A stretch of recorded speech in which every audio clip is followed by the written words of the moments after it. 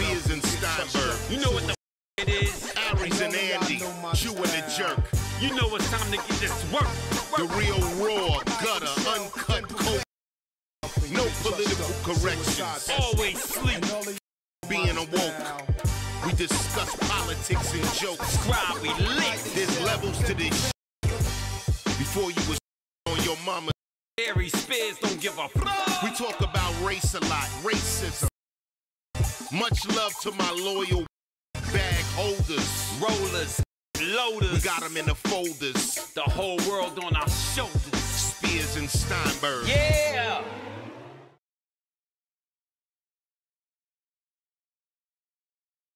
This is not my desk. Yeah, I know. I was trying to think of the line that comes after that. You goddamn right it isn't. Holy shit, I fumbled the ball a little bit. I didn't expect you to do that, and it threw me. Yeah, well, that line is in my head for a reason, but let's keep going. Before we dive into it, folks, obviously we're going to be talking about the Netflix movie, Axel, the Beverly Hills Cop Part 4. I got a story I want to tell you. Okay, I want to hear it. So we're coming back from St. Louis, and my flight route is I got to fly from St. Louis to Salt Lake City, Utah. Oh. Then from Salt Lake City, Utah to L.A. So I get on the plane in Salt Lake City. Every seat in first class is taken but one, the one next to me. So the guy comes at the very last second before they shut the door. I'm not even really paying attention. I'm, on my phone. He puts his bag in the overhead, sits down next to me. The flight attendant, comes over, talks to him for a second. I'm like, damn, voice is familiar. But again, I'm not paying it too much mind. He orders a Jack and Coke. Somewhere along the trip, early before, just after we took off, he spills the Jack and Coke on his leg. And then I hear the voice again. I go, wait a minute. I look over. And I said, sir, I don't mean to bother you, but are you Michael Rooker? And he goes, yeah, how you doing, man? Andy. You know who Michael Rooker is? Oh, yeah, you do. Who is it? Let me tell you something. That's why I brought this, because you do know him. Okay. But I know sometimes a name might click with you. Michael Rooker is one of the greatest character actors who's been around for 40 years in some of the biggest movies. Let me give you a little bit of his resume. Cliffhanger with Stallone. Okay. Tombstone with Val Kilmer and Kurt Russell. Days of Thunder with Tom Cruise. Rosewood with Ving Rhames. Okay, I know who it is. You know who it is. And I said to him, and for those of you who still might not get it, he plays, I believe the character is Windu in Guardians of the Galaxy. Yeah. The dude in blue with the whistle. He whistles in the arrow. But I said to him, I go, dude, I got to tell you one of my favorite movies from you, Mississippi Burning.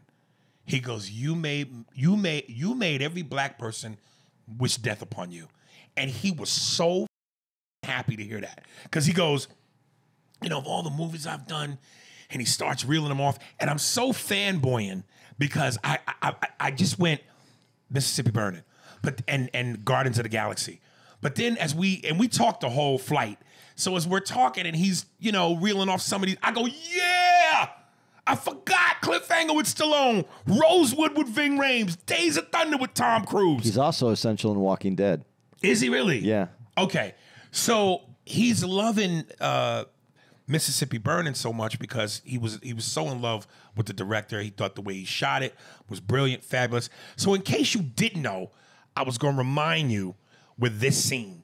And I have to play this scene because as he and I talked about this, he has a great story and something that we didn't know. And this is what I love about sometimes when you talk to people from Hollywood and you get the in-depth inner workings of the biz.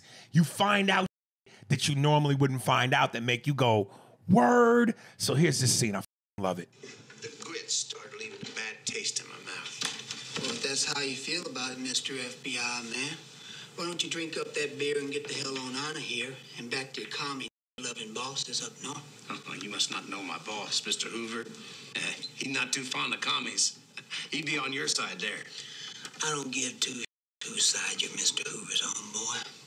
All I know is we got 5,000 in in this county who ain't registered to vote yet. And as far as I'm concerned, they never will. So you can tell your stiff suits up there in Washington, D.C. that they ain't gonna change us one bit.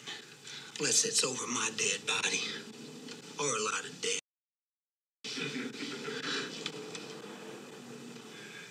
You'd kill Frank? Is that what you're saying? I wouldn't give it no more thought than wringing a cat's neck. And there ain't a court in Mississippi that'd convict me for it. How about you, Deputy? How you with wringing necks, huh? Just keep pushing me overboard. Let me get this straight, you corno fucker. You tell your queer ass bosses up north they ain't never gonna find them civil rightsers down here. So you might as well pack up your bags and head your ass on back up north where you belong. Where'd it go? Oh! You get this straight, kicker. Don't you go mistaking me for some whole other body. You got your brains in your dick if you think we're just gonna fade away. We're gonna be here till this thing's finished. How about you, Deputy? Is that gun just for show? Or do you get to shoot people once in a while?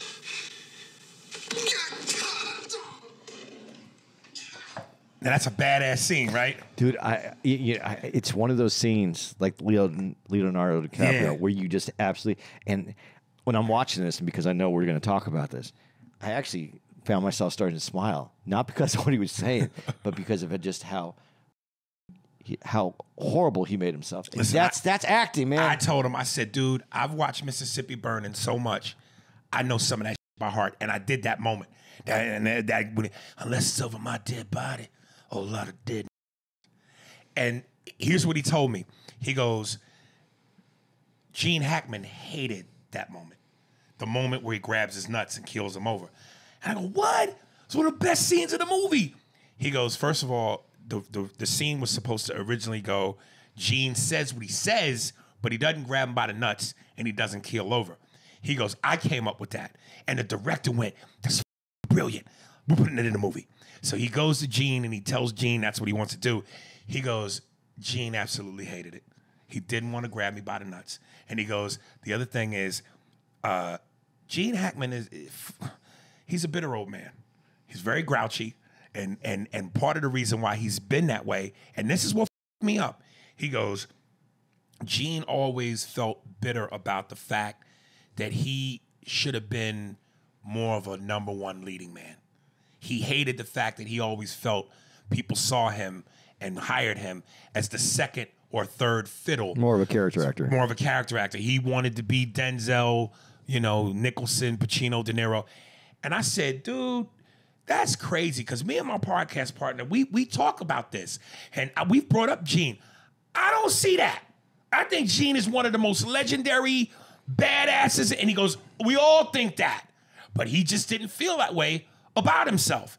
And he goes, so that just goes to show you that sometimes from the outside looking in, from where I'm standing, you the dude. He's a legend. But in his shoes, he don't see that. That's why I go, when people come up to me and go, yo, Aries, man, you the GOAT. You one of the GOATs. You a legend. I'll take it. But that guy whose movie we're going to talk about, boom, boom, boom, boom, boom, boom, boom, boom, that's the legend. So that fucked me up. And then he goes, Gene hated the scene so much that when we go to shoot it, of course, I had a cup. He goes, I had a cup in my pants. He squeezed the cup so hard that you could hear it cracking. That's how intense Gene is. That's how angry he was about having to do it. That's awesome. But and so yeah, he was like, "This is your idea, all right." Right. So he and I are talking, we're chopping it up, and at one point he goes, "Man, what do you do?" And I told him, "Yeah, man, I'm a stand-up comic and blah blah blah, and I've been around for this long and do." And he goes, "Man, that's awesome, man." So at one point he goes, "Now I'm gonna let you do your thing." So about, almost when we're close to landing, I start watching Patrice O'Neal's Elephant in the Room. So he stops, takes his headphones off, and he's watching me. He goes, "Is that you?" I go, No, that's Patrice, one of the greatest comedians to ever live. But I have a special 2 on here. And he goes, "Man, I live in California. When can I see you?" So I said, "Well, me and my man gonna be at the Irvine Improv next week."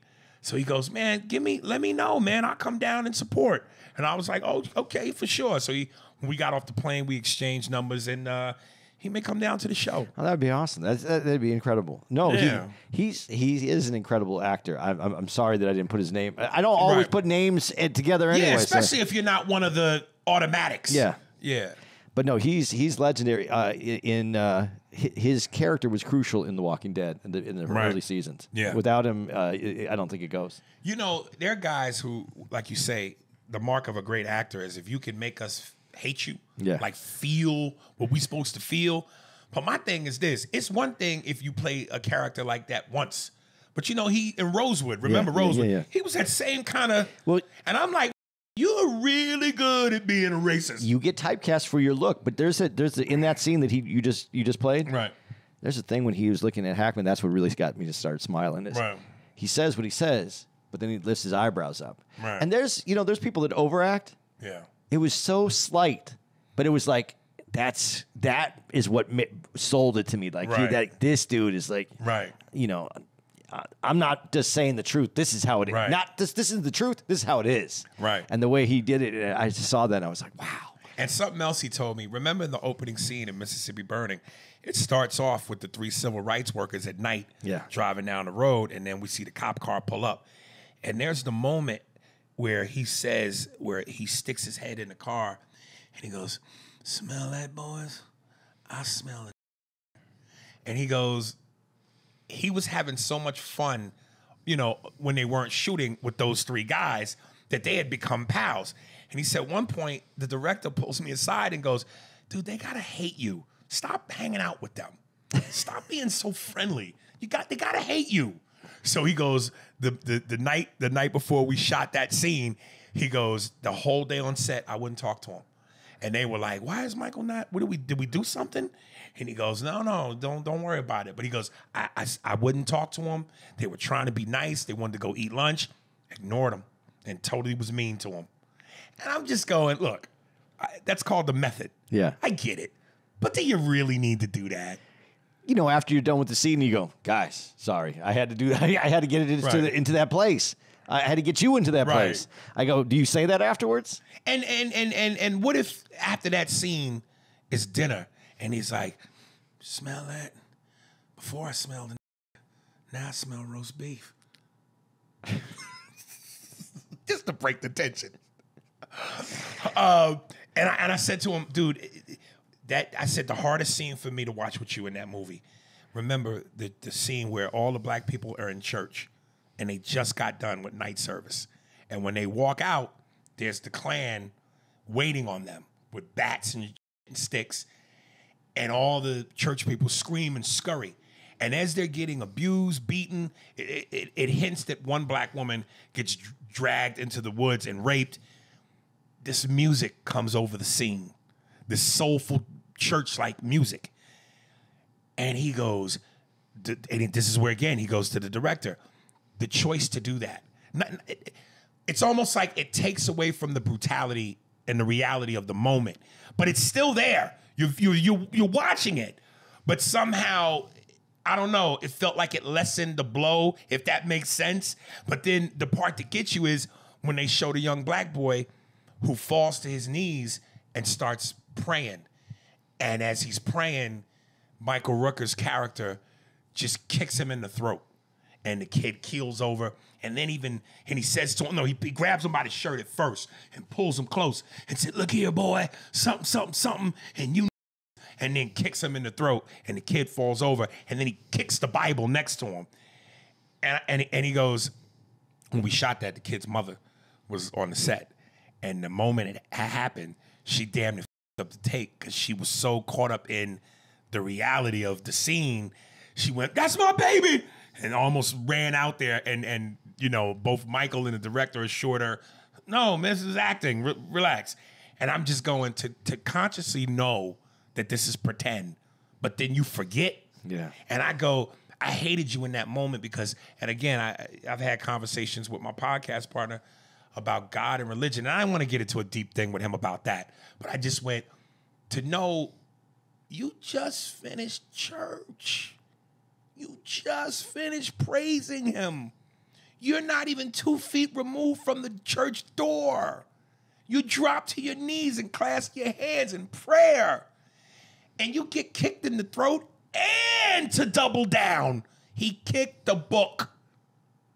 Sell God to me now. Well, A child just left the building, drops to his knees, prays to you, gets kicked in the throat, and the Bible is kicked. As though to say, you and your God. Explain, sell religion to me. Now, you don't have to, because we're not going to get on a deep thing. No, I'm just saying what made that scene work. And it brought, and I remember when I saw it, and to this day, sometimes I see that scene, and again, the music. When you hear the music in that moment, and the drama of it, and the ferociousness of it, dude, there's a tear that'll drop off my face. Because I just go, Jesus Christ. The way Rucker says, boy. Yeah. I never been around a Klans member that I know of. You know what I mean? Right. Yeah, I don't know that I never have, but I'm saying that I know of.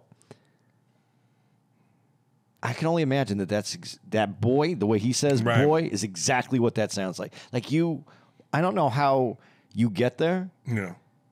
But some people, but you know, we could say, well, we don't know him. You know, maybe he has some. I'm not saying that, but then you kind of know who DiCaprio is, a young kid coming up. He got there. How do you this thing to be able to make someone hate you? Yeah. To go that deep. I don't know, man. It would be hard. It would be hard for me to do that. It'd be hard, but fun, because to be able to go, can you do it? And if you do it, and you do it well, to be able to become that when you're not, that's got to be fun. But to have to see you do that all the time in that scale, that's part of the adrenaline of why I would want to do it, because people are gonna see it, and I want to be able. I want them to go, "Yo, you did that." You know, I think the problem with it for me is, and the reason it would bother me, because I think that you have to find that in you somewhere. There has to be something in you that you got to be a little bit of that for real. You have to, you have to connect with something that was that made you that way. So I'm not saying it's race, but whatever it is that is in you that makes you so angry, you would have to be able to connect with that, and that's scary to me. True. And I agree with you, but where now it gets confusing is, so if you're Dustin Hoffman in Rain Man, or Leonardo DiCaprio in What's Eating Gilbert Grape, and you're playing somebody that's got a disorder, challenged mentally, how do you relate to that? If that's not in you, how do you relate to that? Honestly, you go to your simplest place. You go to your childlike place where you didn't understand, you didn't grasp, you didn't get there. And you acted. Well, I'd probably go if he's supposed to have an 8-year-old sensibility. Yeah. I'd go around and watch how 8-year-olds act, and then I would try to get to my 8-year-old self again. I ain't watching no 8-year-olds. From a distance. I don't even want to be from a distance, nigga. Can I tell a story, though? Because yeah, I want to tell this story. It has nothing to do, and I don't want to take away from your story, and I know we have this to talk about. No, I'm done with the Michael Rooker thing. Okay, but I want to tell a story because it involves you, so that's good, because we did the podcast. We did 3 podcasts while we were in St. Louis, and we did them on Sunday. But Sunday night, something happened in St. Louis. Mm-hmm. Guy Torrey showed up to the show, and you know, I just got to tell you this moment because I was really high. I don't know if you knew how high I was. Because of the edible? I ate an edible. I knew Guy was there, but somebody gave me the edible, and I didn't think we were going to stay and hang out and talk. I thought he was going to, I didn't know that he was going to hang out, and which was incredible to me. And I know who Guy Torrey is. And I knew him as a comic, and I've seen him before. And then to see the Fat Tuesday doc, and I'm in the kitchen, and I'm walking up because we're going to go do merch. And I see this dude in the kitchen, and I don't think much about it. And he goes, and he turns, and then I saw his face, and he goes, "Hey, you were funny," and I go, "Hey," and I just stopped, because I saw his face, and I went, "Thanks," and then I just walked because I had to get to you, and in my head I'm like, I think that's Guy Torrey, but I didn't know he was there. I didn't know that he was there. So, and I'm like, and he's in the kitchen. He's not in the kitchen, like just standing on the other side of the kitchen. He's actually like in the kitchen line. He's like talking to the chef. I don't know if he was getting something or what he was doing, but he was. So I was like, this is not Guy Torrey, but looks like Guy Torrey. But he said I was funny. That was nice. And then I walk out, and I'm still thinking, and I'm looking at you, and I want to go, was that Guy Torrey back there? And then then I heard someone say something about Guy Torrey was here that night, and I go, that is Guy. That is. Right. So he comes out, and we're all talking, and I was just having a nice time because I was excited about it. And then somebody gave me that gummy, and I wanted a little bit. I wanted to sleep, and I had a long day the next day, so I just wanted to sleep in a little bit. So I took it. And now he's staying, and now you're talking, and he's talking, and I'm talking, and his friend, what's his friend? Terrence. Terrence is there. Terrence is cool, and everybody, and we get into like a little circle. Now we worked our way to where it's just us talking, and the rest of the crew's over there. And we weren't trying to separate from the rest of the crew. It's just we got into this tight little conversation. And I just remember where I looked at you and I go, guys, I don't want to stop the conversation, but I just want to tell you. And I'm high, right? So I'm excited to say this, but I'm also high. So, I get a little like emotional when something connects with me. And I go, this is why I got into comedy. I just wanted moments like this where we're all just sitting around. And I'm hearing about all the stuff that's going on well before me, during what. This is incredible. And then and it was just this moment that I had. And it was just, I wasn't. You guys were part of my moment. You guys just weren't in on it, because to you, you've been in it. You've been there. He's obviously been there. And for me, it was just this moment where like, this is what I always imagined it was going to be like, just sitting in the room and watching some just comic beasts talk about other comic beasts. And it was going to be like this, and there's very few moments that I've been in these situations because the truth of it, the reality is when you're on the road, you're at a club. There's no other comics there besides the people that you come with, me and you. It's me and you. And there's no other comics unless someone shows up for whatever reason. And sometimes we'll go see someone, like when we went and saw Jay Moore and we were all there together and it's very rare that you get to share those experiences together. And that's what in my head it was going to be. There was a night where I was in Phoenix and it was Pablo was there, and then who's your dude that lives in Tempe? That does the Mad impression. Oh, Frank. Sorry, Caliendo was there, and I'm in the back, and it's Pablo and it's Caliendo. They both do impressions. They're both going back. It was those are the moments that like you just as a comic you can't get enough of because it doesn't happen regularly unless you live in LA or New York. And even now, it's not the same way as it used to be before COVID. So it was a great moment. I just want to thank you for that because that was. And listen, man, not that I should or not that I need to have it, but game recognized game. And sometimes when comics show up to my shows, especially ones that are established and known like that, I kind of like it, but I kind of hate it because I then go.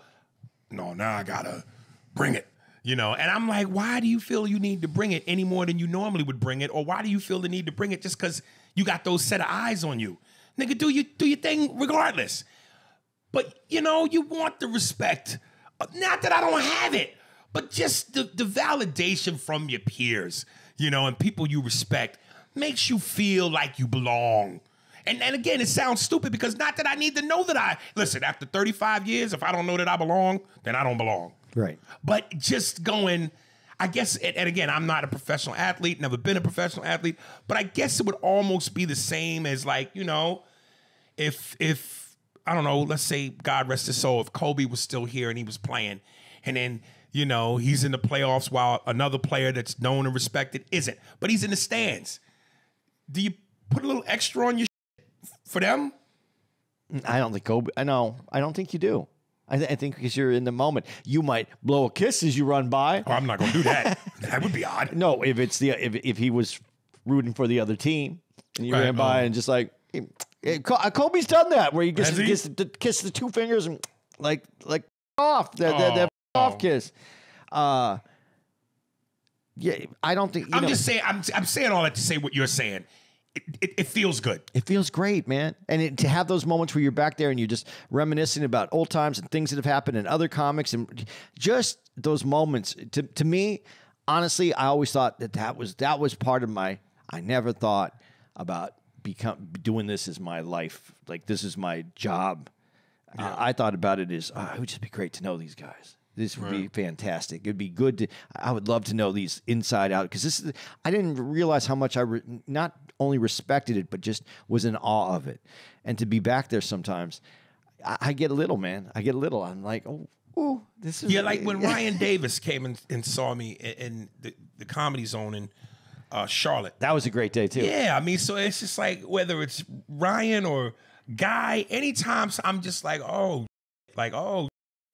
You know what I mean? It makes you feel like, you know. But you should have that same. You should have that same thing where you said, "What was it, Dave?" That after you went out and you killed, and Dave was sitting back and said, "What did he say when you came into the room?" I remember when I used to kill like that. Like, I don't care what you did.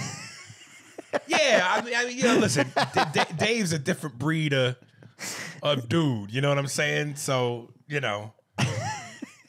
But yeah, man. But it was a moment, and I love those moments. And you know, I think it was funny though. It's like superheroes hanging out. But I think Guy doesn't know me well enough to know when I said this to him, because I don't know that he understood me completely when I said it. Is I go, yeah, I think about the things that, you know, I didn't start till I was late, you know, and you know, I didn't start till I was 42, and I just missed out on so many things that I was connected to, kind of in my life, that I was connected to, but not from the point of being a comic, but knowing about it and thinking that that's amazing. Right. And one of those is Fat Tuesdays. Yeah. I would have loved the opportunity to go up and probably bomb, but had said, or just be in the building. I got to have been part of it. Right. And, you know, like, not ever meeting Mitzi. I know that doesn't sound like a big deal, but I wanted to. I seen Mitzi, but I wanted, you know, as much as we can pretend like, no one cares what other people's opinion are, but Mitzi's opinion, it would have been nice just to hear her opinion. I would have loved it. Good or bad, I would have loved to have had the opportunity for that. Is it going to change my life? No. Listen, it didn't change mine, but, you know, I understand what you're saying, because, look, there's levels. And Mitzi, I performed in front of her. She approved me, which is why I did the Comedy Store, which is why I became a member. But I didn't come up in her era. So I'm not going to get the attention that Pryor and Rodriguez and Mooney and Letterman and Robin Williams got. 'Cause I didn't come up in her era. I know, but it's just something about the connection to the people that were connected to the connection. You know what? It's about being part of a link in the chain. Yeah, there you go. And I'm like, you know what I am? This is exactly how the best way. I don't know where I'll ever get in this business. I don't know what I'll ever become, but all I am, I'm a replacement link.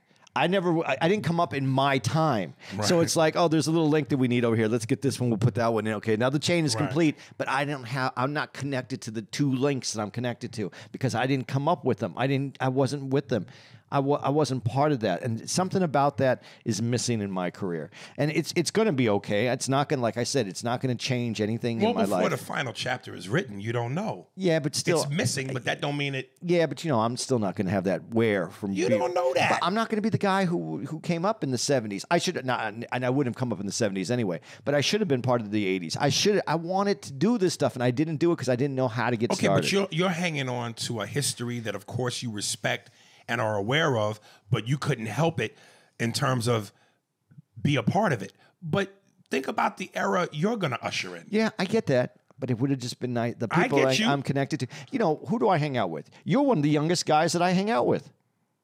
The other guys that I'm friendly with in comedy are all my age. Listen, it would have been nice the night I drove Felicia Rashad from Norm Nixon's house back to her hotel if she'd have offered for me to come up and get some of the pussy. But it didn't happen. But I had a moment. Dude, if that would have happened, do you think you would have heard the Cosby theme song in your head every time you thought about it? I would have been Bill. No, you know, Claire, this is the part where I flip you over, then you let me get in the booty. From the back, you see. And if you feel something that smells a little sweet and is a little, in terms of texture, mushy, that is not pudding. You see. If you're watching this, do you see, we didn't force this. We didn't go, hey, let's talk about comedy again. We talked about an experience we both had. A real life experience, you dumb. And from different perspectives that's experienced. Someone who's Jesus. established, someone who's just like looking at it from the... I still feel... You know what? I'm going to say this, though. That night, with all of us sitting there, I didn't feel like it. That was the first time I didn't feel like it. I felt like an outsider in some of the stories that I was looking into, but I didn't feel like an outsider as a comic. I felt like I was part of the... I was there. My seat was there for a reason. If you play, you play. Yeah, but you were around other players. Yeah, but I always felt like you know how like when on the NBA there's the bench, and then all the players that are in the rotation are right there in the front, and then the bench that doesn't get so much plays, and then the injured are always kind of like behind the bench. I always feel like I'm on the bench. You almost have a Mayberry little kid mentality. Oh, shucks, Pa. Yeah. Can I come fishing with you guys, Pa? Yeah, I do. Oh, gee whiz, Dad. I didn't You even part of the team, nigga. I let you guys have your conversation first. I gave you a long time. Then I was like, okay, anything that they needed to say amongst each other, now I'm coming in because I wanted to hear. I wanted to be part of it. But I let you have your time right away at the beginning because I'm a bench player. I'm not gonna just I'm not gonna try to get in on the starting team. But I'm going to go a little shoot around afterwards. Let's talk Axel F. Let's do it. Right away, man, I went, this movie is so nostalgic. This nigga's 40 years later is still driving the same blue crappy Chevy Nova in the beginning. Yeah. It's a classic now, though. What'd you think? Honestly. And you know what? Before you give me what you think, let me preface it first. Because I know, I'm not allowed to have an opinion, and everything I say is going to be seen as hate. Listen, I shouldn't even have to do this, but let me go ahead and do this. First off, I'm the biggest Eddie Murphy hooer in the world. He's my hero. To me, he's the Michael Jordan of comedy. He's the reason why I do this. We both have the same birthday, April 3rd. We both are Aries. We both from New York. He's the reason I do impressions. He's the guy. That doesn't mean I can't be honest in my opinion. Now, what did you think? I thought it was very nostalgic, and yes. I thought it hit the mark of a nostalgic movie that should have been made earlier. They realized it, and they made a movie that fit as well as it could into today. Right. How does that sound? Here, because my thing is, listen, at first I thought, this should be on the big screen. Why the is this not a major theatrical release? But then halfway through I went, nah, that's where it's supposed to be. Well, Netflix is a big deal. I know, but it's a big deal. But when we talk about the movie experience, there's no way Bad Boys would have the same Zazazoom on Netflix. Okay. And if it eventually gets to Netflix, like everything does, streaming, fine. But you don't have a Bad Boys with those personalities and the explosions and the guns and all the man food criteria, and you don't get the bang with that buck from a streaming service. This nigga just went up to go piss. I'm in the middle of thought and articulation, and he is literally pissing right now. Steve, I don't know what you could do to fill this in. Matter of fact, Steve, give us some of your music in 3, 2, 1.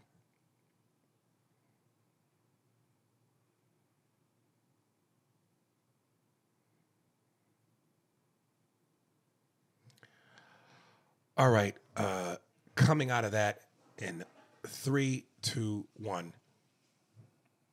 So yeah, like I was saying, just talking.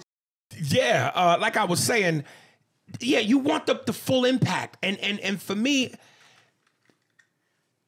Bad Boys and a big theatrical release go together. This didn't feel to me like major theatrical. It felt nostalgic. It had some pop, but not to the level of, I don't know that people would have paid money to go see this and it could have been a hit movie. I think if it had to depend on ticket sales, this might not have been a hit. But on Netflix, where it's being streamed and people pay for a subscription, it's fine. See, I think what I think isn't important, but I'm going to say it anyway because this is the podcast. Gee whiz, Dad. It's our See? podcast. Yeah, it's our podcast. I wish they would have done it a different way. I wish Eddie Murphy would have became the captain, and something would have happened. Like the storyline would have worked. He would have had to go out there as the captain. He could have got even. Well, wait now. If he's you talk about the captain in Beverly Hills? No, he's the captain in. In Detroit. Okay. And then Paul Reiser would have to be like before when Paul Reiser was pretending that they were on stakeout and he had the Ferrari and all that. Right. Paul Reiser could have been back at home up in Detroit like he did in the other movies, in the Beverly Hills Cop movies, where Paul Reiser was staying there trying to cover for Eddie Murphy. I would have done it that way. And I would have updated Eddie Murphy. I know that they wanted the original Detroit. Which he wore for a second. Yeah, and it wasn't a good jacket. And at this time, I know that he isn't doing well. I would have made him do a little bit better in life. This should have been. He could have been. It could have been out of love for these guys that he came and he did this instead of just being like he's always the person who did. Well, but the motivating factor was his daughter. Yeah, because I saw Eddie in an interview, and he was like, if they hadn't come up with the daughter angle, I don't know that I would have done this because it would have been like, what's the reason for him to go out there again? But because of the situation with his daughter, you bring in that element of she's in danger. I got to go be a parent and rescue her. This strange relationship that we have needs to be mended. So that. But what does he have to lose by going out there? Because he's one step from being out the door of a cop in Detroit anyway. Paul Reiser's character is taking the heat for the last thing he did and is retiring. If he would have been the captain, and it would have been a bigger leap to go out there and do that, and you could have updated him. You could have given him the Lions leather jacket, with the leather NFL jackets, and then they have the embossed. I'm not familiar. Yeah, they have nice. They could update him, put him into a better position.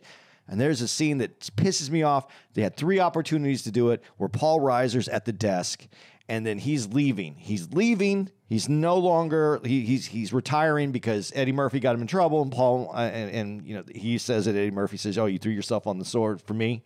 Right. And there should have been a moment where Paul Reiser's at that desk, and he should have just looked at Eddie Murphy and went, "This is not my desk." Oh, that's funny. And no, I'm not here anymore. This is not my desk. It would have been a callback to the original. Right. That's why I said it in the beginning of this. There was just little moments that I needed that I didn't get. I don't think it's a bad movie. I'm going to go back to something you said a second ago. And I wrote, this movie was so nostalgic, Eddie Murphy driving the movie. Like, don't get me wrong. It's a fun movie. It's very fun. But I have a problem with sequels made 27 years later. Everybody's older, fatter, which is why they stuff it with so much nostalgia. Some of this, it's the same music, the same beats. Like during the opening scene, and I'm going, well, first of all, look, I know this is a movie, but Jesus, there's no way a snowplow can keep up with 4-wheelers. But even as they're doing that, I forget who sings it, but it's hard to find something, draw the line. I'm just doing the neutron dance. It's the same beats as the first one. Remember in the first one? Was it Lil Nas X who was doing that? Because Lil Nas is doing some of the songs in it. No, not at all. It's the same song they used in Beverly Hills Cop 1. But someone else is singing though, right? No, I'm telling you, it's the exact same song with the exact same singers in the exact kind of same moment. So instead of, remember in the first one, Eddie with the cigarettes and the truck, and there's chaos and the chase and the motherfuckers crashing over, running over. But only this time it's Eddie in a snowplow with dudes on 4-wheelers. Then when they cut to him going back to Beverly Hills, same moment as the first one. He's driving around and it's cuts of Eddie, a montage looking around Beverly Hills with people doing Beverly Hills shit. A woman feeding a dog a poodle with chopsticks.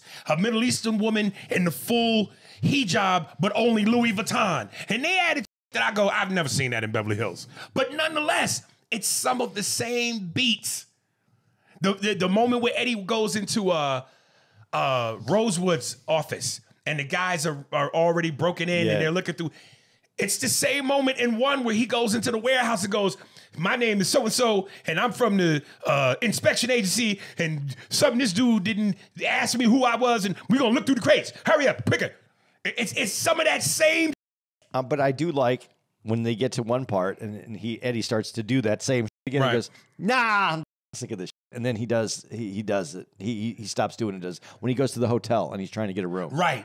But you know what? That's kind of like the nod to like, I'm not, this is, I get it. We're all in. We're all in. We know what happened, right? And here's what I was going to say about that. And this is why I hate the fact that this is being done 27 years later. Because I wrote, and listen, man, we saw it.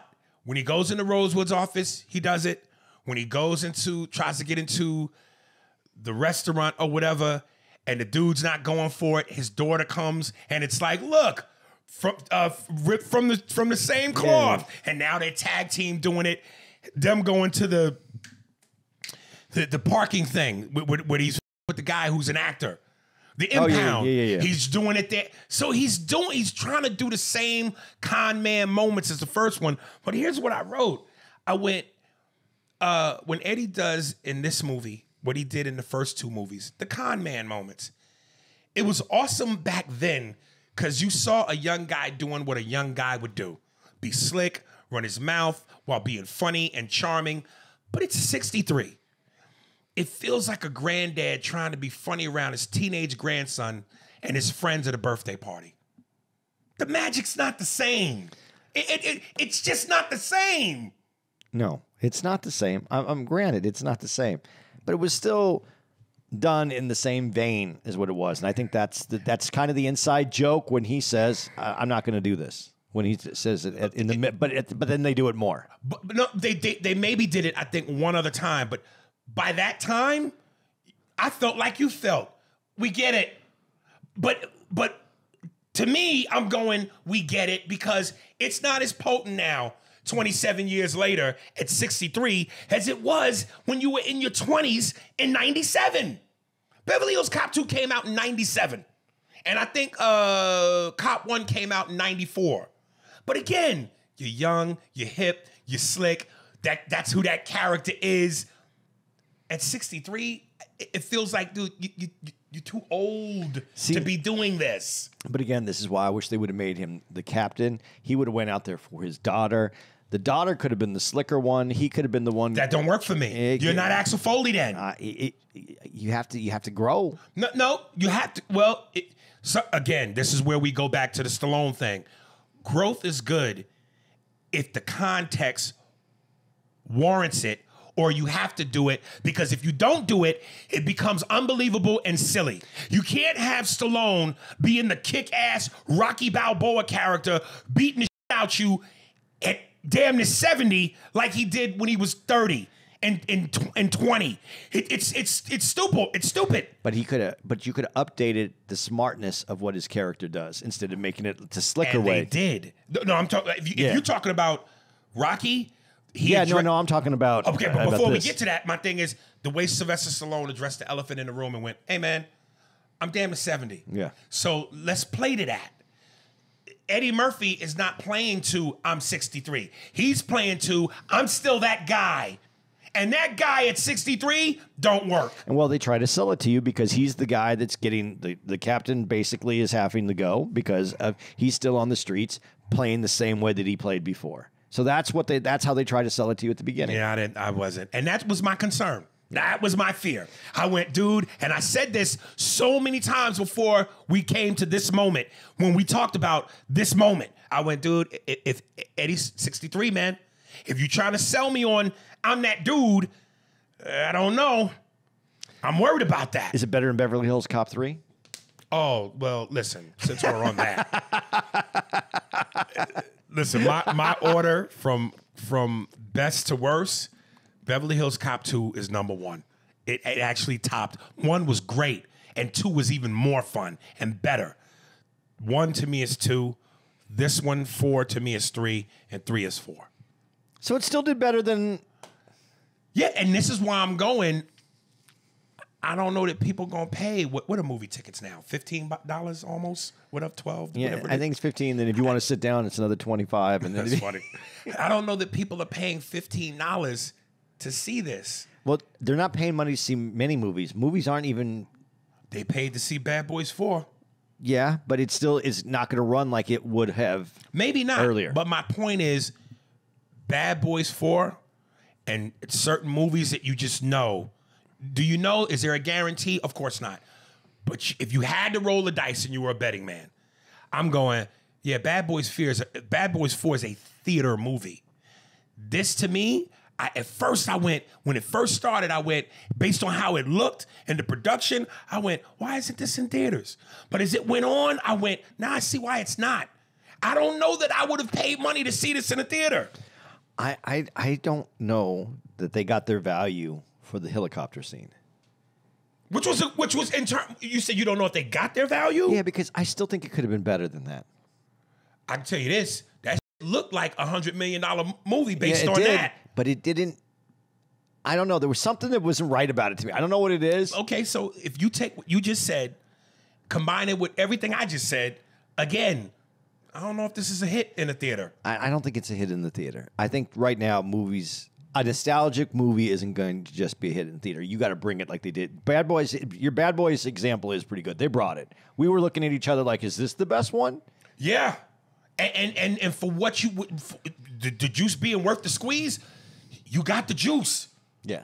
You went, as you sat in that theater and you looking at this on this big screen, the laughs, the action, the personalities, the energy, the explosion.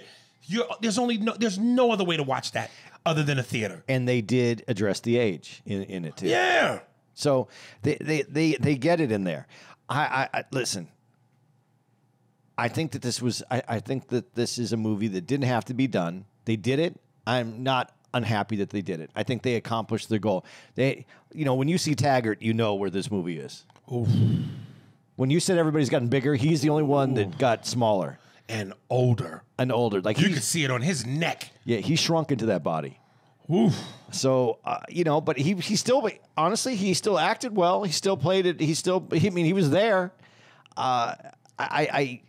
The villain, Kevin. Yeah, you were right. He was the same as in, I can't even remember the name of the shit I like so much, but that character in that Showtime TV show, but not as hard. No, a softer version, a softer, sillier version, and that's it for this movie. But that's who his character was. He didn't get dark enough, and it wasn't.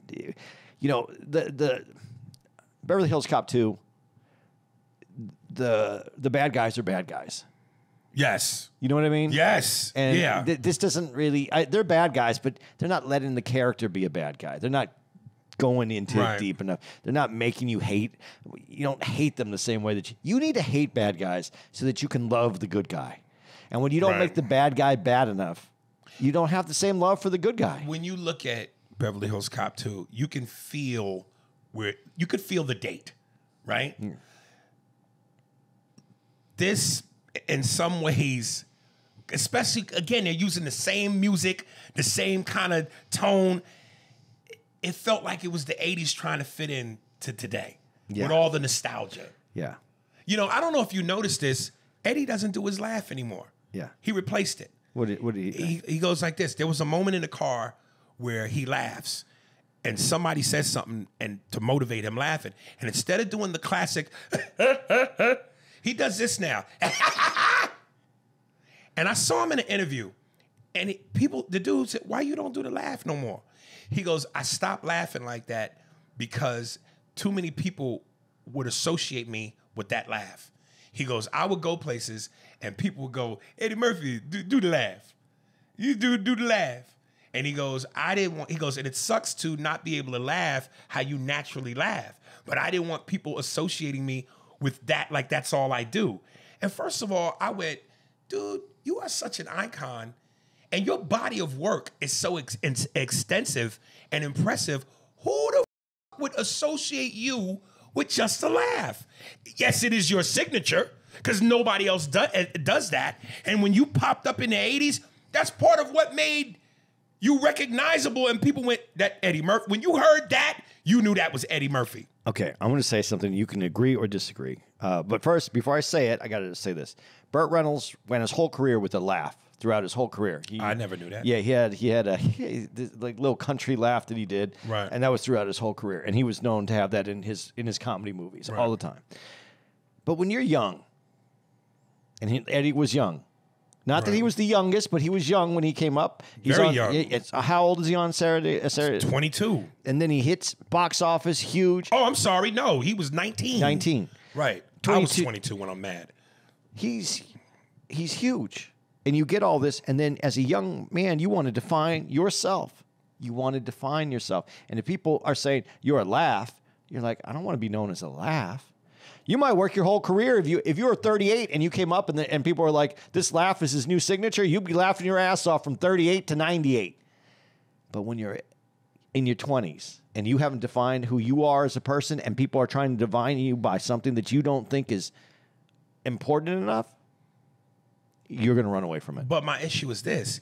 Eddie just now started doing this new laugh. If he would have had No. But if he would have had that dilemma and changed it somewhere between 19 and let's say 35. But he recently just started laughing like this. So within the last, let's say 5 to 7 years, dude, you've already been established and you're respected. Why change now? What movies has he laughed in the last 20 years? Like that. What the? In the Clumps, he did it. With the Clumps, he does it. Not really. That's more of a caricature. Yeah, that's what I'm saying. He's playing a character. Yeah. But what he really hasn't been doing that laugh. You might be right. He really gave it up. We just didn't notice because he wasn't in those kind of parts. Yeah, it annoyed me when he did it in this. Because I go, and especially like, again, this is a character who you've already established through 3 films. Don't change the formula to Coke. Yeah, because, that's exactly what he did. What are you doing, Eddie? Change the Coke. Laugh the way we know you. Because everybody would have went, ah. Right. And in that moment in the car, it's so, when it happens, it's like the person said what they said, beat, pause, silence. He turns and it's just him, close up. And he goes, ha, ha, ha, ha. Instead of going, ha, ha, ha, ha, which would have been perfect. It would have been. Like, dude, look, like comedically, when I go back to the con man moments, there wasn't one con man moment in this that tops any of these. Whether it's Beverly Hills Cop 2 when he takes Rosewood's pills, his supplements. Yeah. And he puts them in the brown paper bag, and he walks into the gun place, and he says to the waiter carrying the champagne inside the thing with the ice. He goes, "Excuse me, what year is this?" It's a 1976. And he puts his hand in there and rubs the water over his face. He goes, "Yes, this is 1976." And he goes over to the lady. "My name is Inspector so-and-so with the Meta Replex Company. I have some highly explosive plutonium bullets and blah, blah, blah, and I need to drop them off. You need to drop them off to this person." And she goes, why don't you drop them off? He goes, I got a friend named Bootsy, got killed doing some shit like this. What about me? What's in it for me? I got 2 twin daughters, Monique and Unique. What's in it for them? And she gives him $10. And he goes, $10? I got 2 daughters with pigtails. And then she gives him another one. He goes, "Oh, it's $5 a shoe. That's 4 shoes." And he almost sneezes. Oh, he almost got up. That's Eddie. The moment when he goes, "Yes, Beverly Hills Cop 1. This is my favorite one. Tell Victor Maitland, Capricorn, gray-haired gentleman, olive oil skin, that Ramon went to the clinic, and I found out I have Herblix Simplex 10. He might want to get checked out before things start falling off on the man. I think you should tell him that. I think that would be best." Brilliant. 2 of my other favorites, the swimming pool. Hey, look, I got trunks upstairs. Change the trunks, get the pool, spotty time. Axel, whose house is this? You've stolen this house. Now you steal a house. It's my uncle's house. Oh, look at it.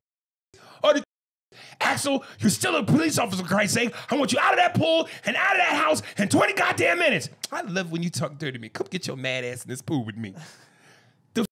I knew this dude was a cop. I used to be a Muslim. I know when there's pork inside the room. Yes, that's definitely pork. I ain't doing that with this dude.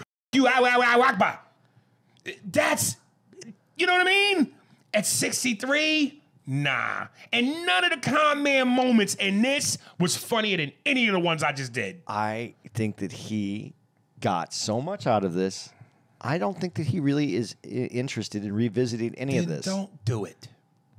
But I really think that that's the case. You don't need the paycheck. No. So then why are you doing it? If your heart and your soul and your passion and your mind ain't in it, then why do it? I think you might want to do it, but you're disconnected from it because you don't want to go down these same roads. I've done this before. But that's why I'm saying make him the captain. Make him right. Make him write a story that's original, but is that story.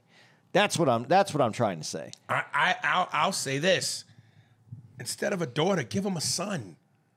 Because not to say that your daughter can't be a chip off the old block, but what's more proud to a dad than his son being the mirrored image of him in terms of look and behavior? And then that way, you could hire whoever the hot young up-and-coming comedian is that got some heat on him and that can bring the funny and let him not necessarily take control of the bus, but let him, and you back him up. That to me is, you get more out of that than a daughter. I think there was a better story to be written and a bigger challenge that could have got him more excited about it. That's how I feel about it. Well, like he said, the motivating factor for him was the daughter angle. And I'm just going, okay, I see that. Because it does give you a reason outside of being hokey to go back to Beverly Hills again. I did like Judge Reinhold's character in this, though. Like, he stayed with his character. Yeah. And I thought out of everybody who was in it, right, everybody who got their cameo, he had a small part, but I think he did a great job. And that says a lot, because I thought one of the funniest moments, probably truly, I'm bordering on saying the funniest moment, was with Bronson Pinchot. Oh, yeah. Axel, get the out of here. No, I'm serious. Well, that stood the test of time because that doesn't have a timestamp on it. A guy who doesn't speak very good English, that has a very thick accent, that is flamboyant, and when a guy kept telling him, "My name is Abbott," and he couldn't pronounce Abbott, Abbott, and then Eddie goes, "Abbott, but," and then he goes, "Oh," and how he says "but" afterwards. Right. It's funny. Like when his daughter said, "Yeah, we're estranged," and Eddie said something about "we're estranged." Oh, was that French? But my one-liner shouldn't be the funniest thing in this movie. It should be Eddie in those moments. Not, if one-liners and you're going, Judge Reinhold was one of the greatest things about them, well, then we missed the mark. Well, I do think that I don't think that this is a killer movie. I think it was good. I think it was funny. I think it was nostalgic. I'm sticking with that. I'm glad I saw it. I wasn't angry that I watched it. I've been angry that I've watched some movies. And this is why I respectfully, and this is not a slight, I say Eddie Murphy is Michael Jordan's Wizards Eddie. He's still respected. He's still going to put up some numbers, but it ain't the same. No, but I think he wants a different challenge. He did Dreamgirls that was a movie that. But that's him being dramatic. That's the challenge. But yeah, and I think that's what he wants is some challenge. If you want to give him a comedic movie, give him some challenge in it. Give him a character that needs to be developed, not a character that he's already developed, because he's going against the character that he's already developed. And what you're saying makes sense, but this responsibility also falls on Eddie. If you're not going to get the challenge and you're bored or you're going to half-ass it, don't do it, because now we're getting shorted. I thought we got a nostalgic piece. I think, though, I go back to, I'm saying it again, I wish they would have made him a captain. I wish they would have figured out a way to develop the character so that he got the challenge and we got the movie that we wanted. Listen, if you know anything about the young comedian DC Young Fly, yeah, sounds exactly like Chris Tucker. Exactly. If you close your eyes, you go, that's Chris Tucker. And he said something about he would love to be in the new Friday movie, but with Chris Tucker as his dad. So that's what I mean about the Eddie Murphy angle. Like if he could have found a hot young comic who had some edge and was funny and maybe had some improv skills, let him kind of take the keys, take the reins. And of course, Eddie being there as his pops would be to back him up. That way the onus ain't completely on Eddie. We still see our hero, but maybe the things that he can no longer do at 63, his son is doing, which you would expect. And that, to me, is the Sylvester Stallone. Address the elephant in the room. Don't try to sell me something 27 years later that ain't the same product. But this is on the writing, and I don't know how much he had to do with it. He's Eddie Murphy. Maybe he had 10 scripts that came to him, and they kept saying, "Do this and do this," and this is where it ended up. It isn't like I said. I enjoyed watching it. I wasn't mad that I watched it. It wasn't the worst thing. I said I would like to sing it different. You know what they should have done? This is what I would have done. I would have went to Sylvester Stallone, and I would have said, "Okay, I want a challenge. So you know that Cobra you did." But I still need to make it a comedy. So let's get together. Let's make this. Let's make Cobra and Beverly Hills Cop come together in a way that this works. And let's write this. Me and you two, us two old guys, write this thing. You know what Stallone would have said? Hey, yo, Eddie, if you want to remake Cobra, my answer to making a movie about a movie I did starring a black guy should be called Nobra.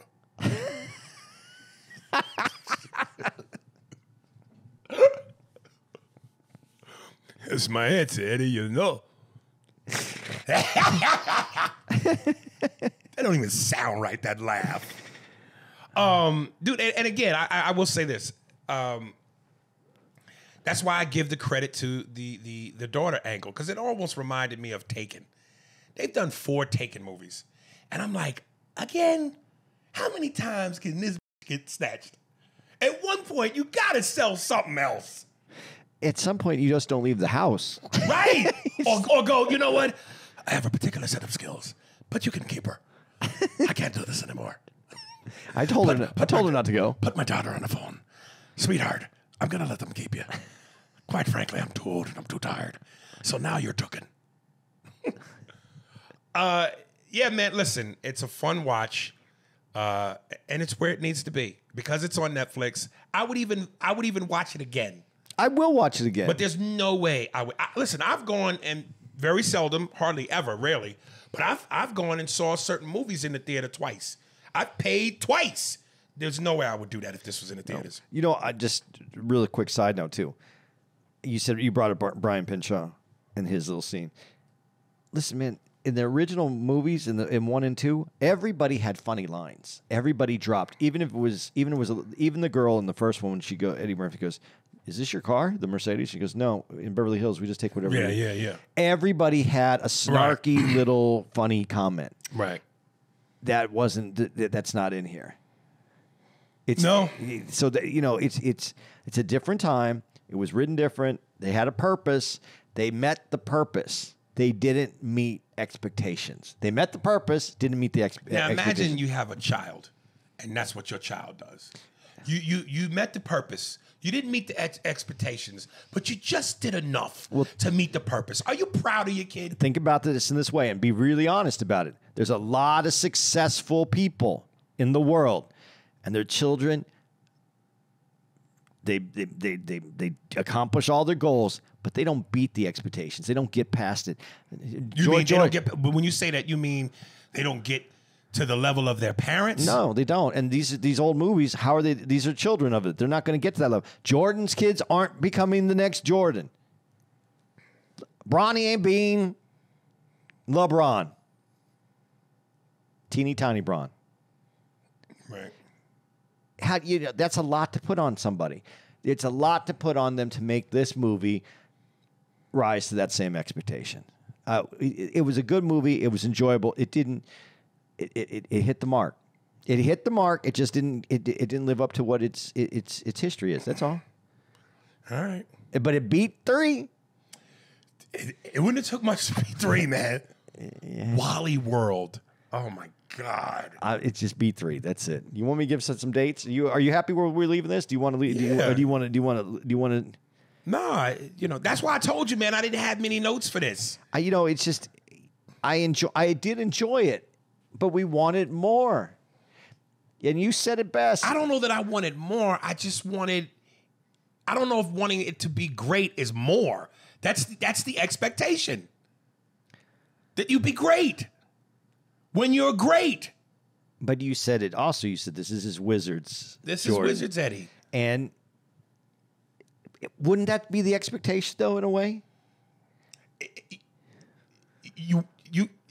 I'm in denial about that because I knew in my heart I wasn't gonna see Chicago Bulls in red and black Jordan, but because it was Jordan, I'll take what I can get, even though I knew I wasn't gonna get him, but I said, I really think this could have been written different. I wish they would have adapted it to be.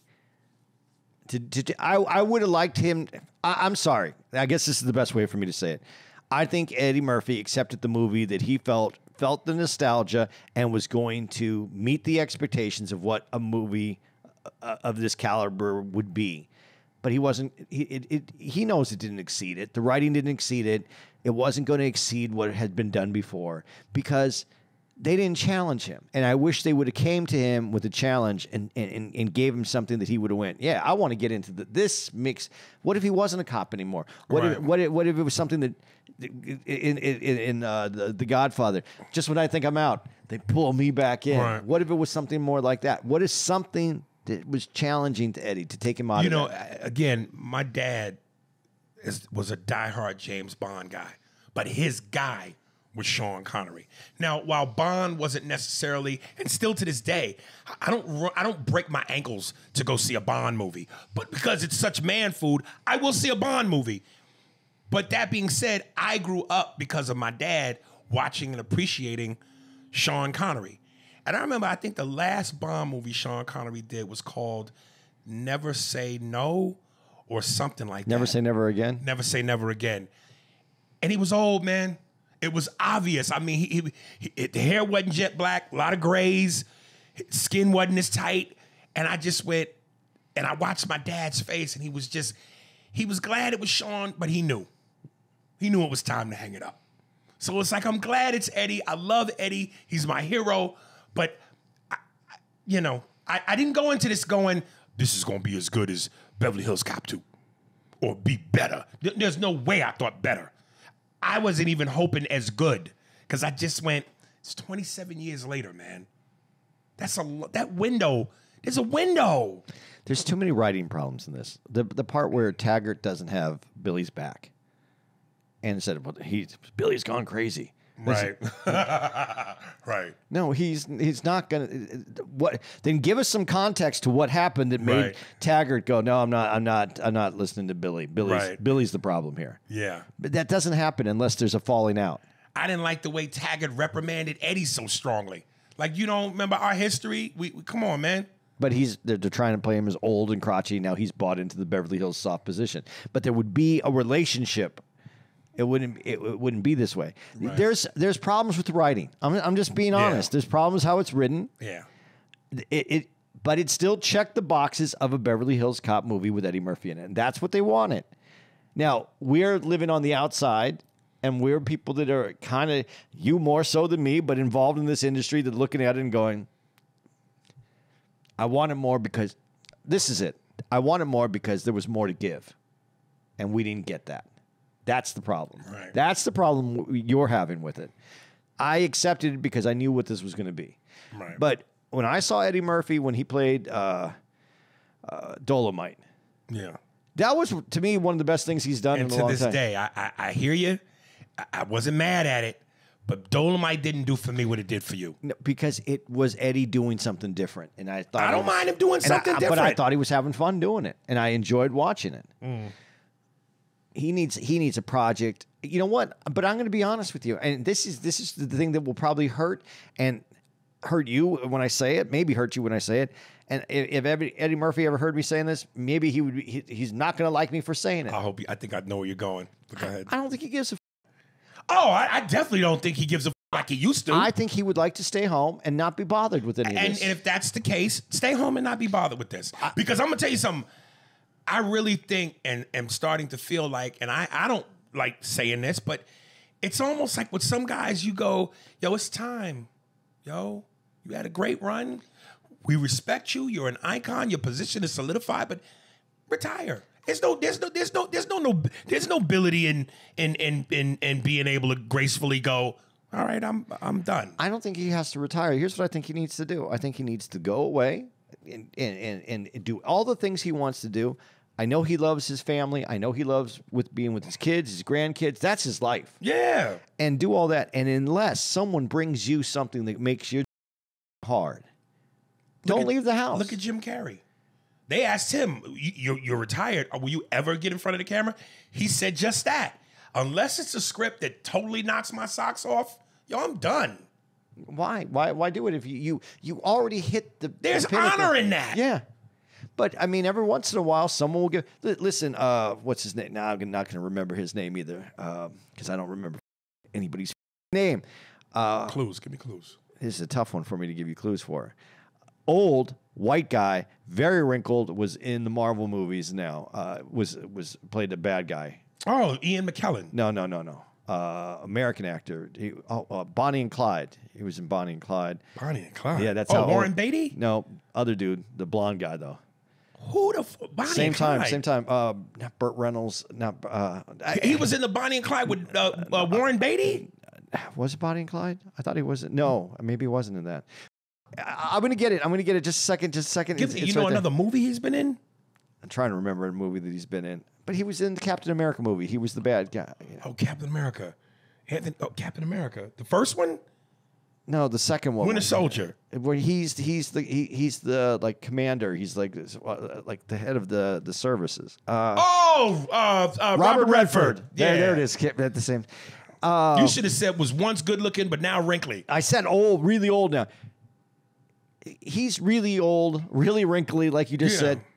He only comes out if something is worth, like, he doesn't come out. I mean, maybe that was a good payday. Maybe he wanted to be solidified in some kind of Marvel movie. He wanted to see what it was all about. Whatever it was, it got him hard enough to get up and go, yeah, I'm going to go give that, you know, let's go play in this sandbox for a while. Right. But there's no billion in that. You don't have to be the star of the show. You just have to come out, play your part, get in, get out, and go home and have fun doing it. Right. I think I think that's where he should be, because we talked about this. We knew this. I knew this would end up going longer because this would find these threads. He ain't doing comedy because he's not going to put himself through that same thing. There's pain in doing comedy. He's not. He's by Eddie Murphy. Yeah, he's not into. He's not into the idea about being. Why would I go through that again? Why would I put myself and then to have to do it from not doing it all these years, right? Having to find new angles, and then put yourself through people judging you, through all that and everything that you've been and today, and going, he ain't funny. Why would you do that to yourself?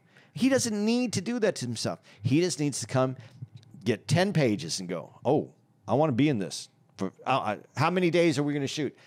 5? I'm only doing 2. Can you work it out? Right. Yeah, okay, I'll take it. And that's what he should be doing. Like that saying in about boxing, which I love. It's hard to be hungry when you're sleeping in silk sheets. Dude, but he doesn't need to be hungry. And well, no, but to do stand up, you need to be hungry. Yeah, you do. Yeah. No, if you're successful and you've been doing it, you can ride that wave, and you can get away with it. If you haven't done it in 30 years, right? And I like when you said better the pain of having to go through that pain. Yeah, but you that's too painful to come back after 30 and leave left at the top, and know that. What's the chances you get back to the top? You're not going to get back to that position. You're just lowering your legacy. Right. Because they're going to remember you at where you left it, where you left the bar, not where you put it, where you left it. I think this is a very challenging time at this age when he still has plenty left in the tank, and he can do whatever he wants. I just think he should just go, hey, man, I'm only looking for hard scripts. I'll see you later. It's hard, and I can't be gone home for more than a week. Eddie's secretary. Eddie, we have Diddy on line 3. Well, you tell you tell Diddy I'm not around. Every script I read gonna have to be in the daylight. I'm not reading the script at night and the light bulb go out and I hear take that in the dark. Here's some dates, man. I like this episode. I don't care. It was honest. We love Eddie Murphy, but it was just. And again, when you read the comments on YouTube, there's sure enough, man, you hater. Like, why can't I have an opinion? And I gave the man his flowers up top. He's my hero. But what do you want me to force something that I don't feel? I go back to the writing, and he didn't get what he needs to bring that Murphy out of him. Let's do this.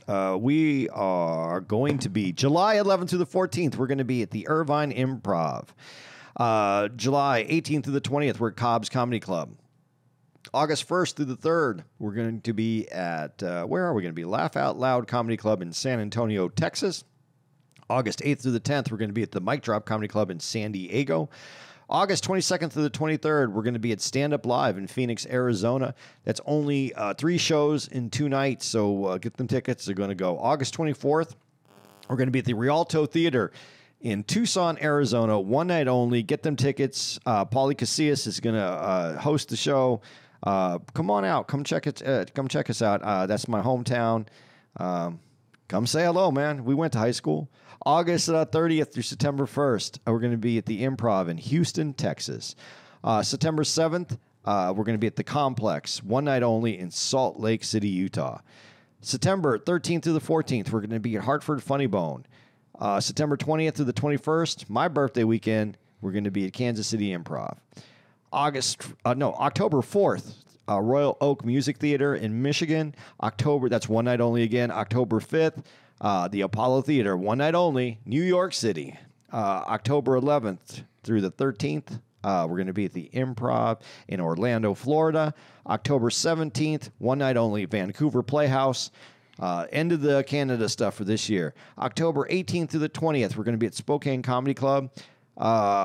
October 25th through the 27th, we're going to be at the Improv in Tampa. October 31st through November 3rd, we're going to be at the Chicago Improv. And then November 8th, 1 night only, Hawaii Theater out in Honolulu, the Big Island. Yeah. There we go, man. That's the show. All right, that's the show. Thank you for watching the movie. It was really good, and I hope that, you know... Spears and Steinberg. Thanks for listening to the Spears and Steinberg podcast. For more information on where to find us on the internet, visit spearsburgpod.com.